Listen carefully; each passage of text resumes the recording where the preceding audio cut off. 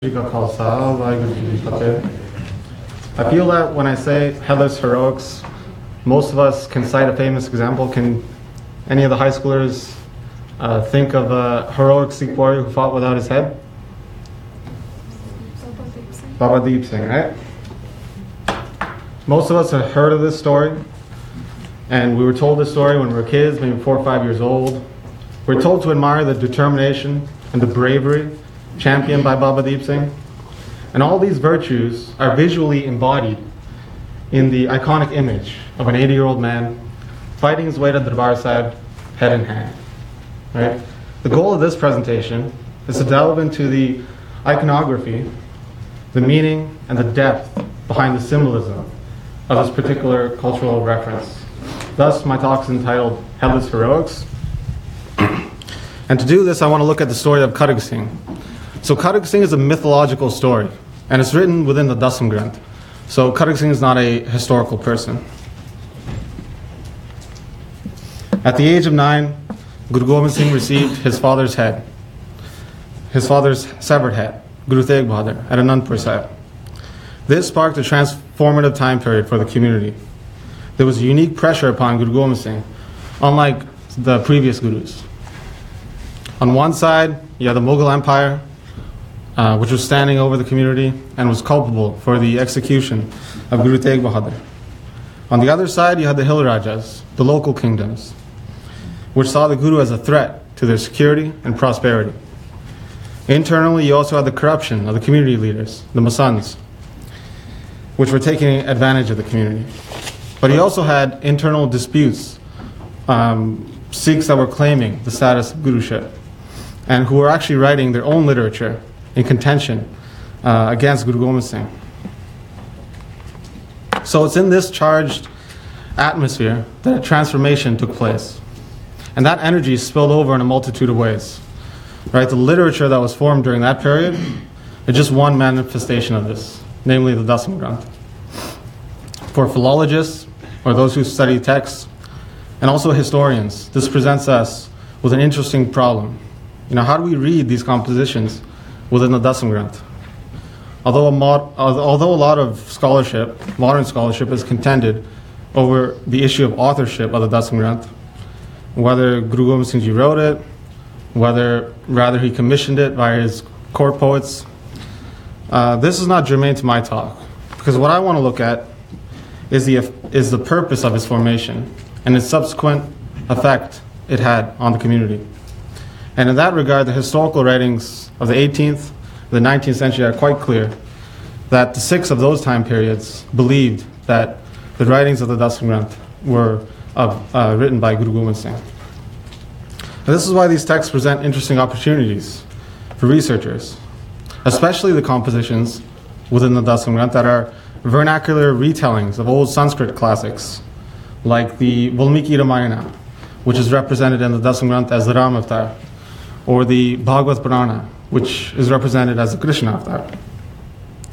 The situations that Guru Gobind Singh Ji was dealing with were very complex, and this is represented in layering and the complexity of the writings themselves. They are not so easily mappable to simplified historical narratives. But we can see that these writings are putting forward ideals of behavior that transcend the political situation. One way of reading these texts is to identify unique portions within the plot lines of these retellings. Parsing out a section or story helps us to shed light on the underlying ideologies that are in play and that get used to define certain ideas about bravery, warrior duty, and notions of victory and defeat. And it's with this thought in mind that I began to examine the story of Kharag Singh, which I found to be a story which outlined the important characteristics and ideals of what it meant to be a warrior. This is important because these stories, like Kharag Singh, were just one component of how the community became more militarized during that transformative period. We know that this story of Kharag Singh was so important that it gets mentioned in a 1769 historical text called the Bansavali Nama, written by Kesar Singh Shibur, in regard to the duty of a warrior. The text mentions a dialogue between Guru Gobind Singh and several high-ranking Brahmins. And in that discussion, the Guru quotes a passage from Kharag Singh, Prasanг, speaking about the duty of a warrior. This is important because I believe this peculiar story of Kharag Singh to be emblematic of the core warrior spirit that Guru Gobind Singh wanted his brotherhood of Khalsa warriors to uphold. Kharag Singh possessed the indomitable spirit, fighting the good fight, and he did not miss a beat, even when his head was decapitated. The story of Kharag Singh is only around 350 verses, and like I mentioned, is recorded within the Dasam Granth, which is organized by compositions. Specifically, the tale is found within the composition of the Jobi Saptar, which is the 24 incarnations of Vishnu. And Kharag Singh's story falls within the Krishna Avatar, which is the portion of that that's related to Krishna. So the Jobi Saptar is one of the largest components of the Dasam Granth, and the Krishna Avatar is the largest component of the Jobi Saptar.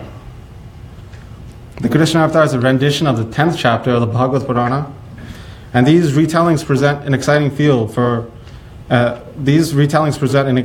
of examination for any aspiring philologist, because these retellings are not a line-by-line translation. So many questions arise. What was translated? What was not translated? Or what was added in to that translation? And this is why the Kharag Singh is especially important, because it does not find any mention in the original Bhagavad Purana. So this was a unique composition that was added in. The Krishna Avatar is a martial text, unlike the original 10th chapter of the Bhagavad Purana, which is largely known for its Ras Leela, the stories of love between Krishna and the gopis. In contrast, the end of the Krishna Avatar mentions the purpose of its composition, which was none other but to arouse the desire for righteous warfare, or dharam yudh. In the same light, the story of Kharag Singh is a martial text, and it comes from a tradition called Raso poetry, whereby poets would write in Braj Bhasha and mix in mythological and historical narratives into a fluid blend for the entertainment and inspiration of kings and chieftains and warriors alike. The literary tradition of Braj Bhasha is particularly relevant to the construction of much of the Dasam Granth. The language itself provided a unique mechanism to blend in both Persian and Sanskrit words. And in a way, Braj Bhasha was not only a bridge linguistically, but also culturally. It particularly became popular alongside Drupad music styles, which flourished in the court of Akbar and grew in popularity until the 19th century. So Guru Gobind Singh used this courtly literary tradition at his disposal when writing this tale. But I hypothesize that he also drew on his personal experience in shaping and forming this archetypal, indomitable Sikh warrior. We know the young Guru was 9 years old when he received his father's head at Anandpur Sahib. We must infer that this was a very influential moment in his life. As we know, some years later, when forming his new brotherhood, the Khalsa Panth, what did he ask for? He asked for 5 heads. The powerful idea that one's warrior duty required that one put it all on the line was represented in this sacrifice. But actually, in fact, this type of imagery comes from a long tradition of Sanskrit literature as well, which has used this imagery so much that it has a specific Sanskrit word for headless fighting body, kabanda. This imagery becomes important as the story unfolds itself. So Shinamasta is probably the most famous example of this from Sanskrit literature. So I'll give you a brief summary of the Kharag Singh story. Kharag Singh's story is situated within the Krishna Avatar, where an enemy of Krishna, Jvala Singh, is laying siege to Krishna. Kharag Singh is a friend of Jvala Singh and goes to war on his behalf. Kharag Singh starts the battle and defeats many warriors from Krishna's army, and it's not soon after that that the gods come down, such as Indra, Shiva, Ganesh, and they all challenge Kharag Singh, but Kharag Singh sends them in retreat. One particularly interesting point of the original Bhagavad Purana is when foreigners, the militia, or the barbarian armies come and fight against Krishna. However, this gets flipped around in the story of Kharag Singh. The militia army doesn't fight against Krishna. In fact, they come to Krishna and they in fact kind of traitor. They ask to fight for Krishna against Kharag Singh. And why is this important? I mean, to give it a little context, 2 years prior to the completion of the Krishna avatar, 4 battalions of Pathans, 400 warriors, betrayed the Guru, and they fought against Sikh forces at the Battle of Bangani, and ended up fighting with the Hill Rajas.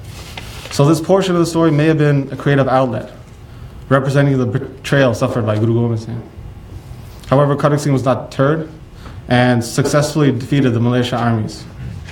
It's at this point that all the gods assemble and conspire against Kharag Singh. And through a variety of ways of distraction and deception, Kharag Singh loses his focus. And in that one moment of vulnerability, Krishna fires an arrow that beheads Kharag Singh. However, without any hesitation, Kharag Singh picks up that head, throws it at Krishna, knocking him out, and Krishna falls off his chariot. Kharag Singh then goes to Shiva and slaps Shiva down to the ground. After seeing this, the armies of Krishna and Shiva, they retreat. And Kharag Singh sits down and absorbs himself in meditation. This mixing of bhakti and warrior duty is mentioned throughout the story. But this particular component is important because we see effects of this today with more modern stories of Guru Gobind Singh finding time in battle to sit down and sing Asa Di Vaar. So Kharag Singh, when the armies regather and fight against Kharag Singh again, he sends them again in their retreat. And Kharag Singh only stops fighting when all the gods, Krishna, Shiva, they all assemble and they submit defeat before Kharag Singh. Actually, one noteworthy aside is the bravery shown by a warrior called Ajit Singh in the story. And it's interesting because Sahibzada Ajit Singh, Guru Gobind Singh Ji's eldest son, was only a toddler when this was written, around 1 year old. He's actually one of the only warriors that it doesn't specifically mention that he's defeated when he fights against Kharag Singh, and it praises his bravery. At the end of the story, Kharag Singh and his origin story is explained by Krishna, who's questioned by his older brother, Balarama, as to who Kharag Singh actually was. Krishna explains to his brother that it was through a boon from Shiva that Kharag Singh received his power. And he promised to destroy the ego of the clansmen of Krishna. These clansmen thought that they had the protection of Krishna, and in not fearing anyone else, they became egotistical and proud. Krishna then reveals his internal connection with Kharag Singh, remarking that the highest Lord destroys ego, and that he is no different than Kharag Singh himself. This follows similarly with themes from the writings of Guru Gobind Singh, from the writings of the Chobis Avatar, the incarnations of Vishnu, to the Bachitra Natak, to the incarnations of Brahma as well. There's a common hatred for kings and their pride. This does not seem far-fetched when you think of the circumstances that Guru Gobind Singh was facing. He had extremely negative relations with the local Hill Rajas at the time. It was in fact those Hill Rajas that Guru Gobind Singh Ji first engaged with militarily. There's no surprise then within the court of Guru Gobind Singh, the compositions being sung were those that geared at inspiring warrior spirit, reinforcing norms of bravery and devotion, and espousing a unique sense of sovereignty. Like I mentioned before, the notion of blending bhakti elements into this martial poetry was important for the story of Kharag Singh. But it's also important to the whole composition of the Krishna avatar itself, which the Kharag Singh story emerges out of. And the quote here is the passage that concludes the Krishna avatar.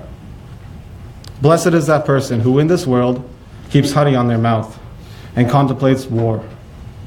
One's body will not remain. It is not permanent. Praise of Hari is the boat which shall take you across the terrible ocean of existence. Make one's body the abode of perseverance. Enlighten that abode with the lamp of intellect. Take in hand the broom of knowledge and sweep away the dirt of cowardice. If there's one thing that's congruent within the retellings of Sanskrit literature in the Dasam Granth, is that there's a clear emphasis on carving out ideals of what it means to be a warrior. And the effects of these texts are long-standing within the community. For this reason, a closer examination into the Dasam Granth might be able to shed more light on the transformative period that took place within the community, even in the 17th century. Although Reinhardt and other scholars have very precisely outlined the debates surrounding the Dasam Granth, Further comparative analysis needs to be undertaken to inform us on the underlying ideologies that helped form notions of militancy in the Sikh community. Thank you.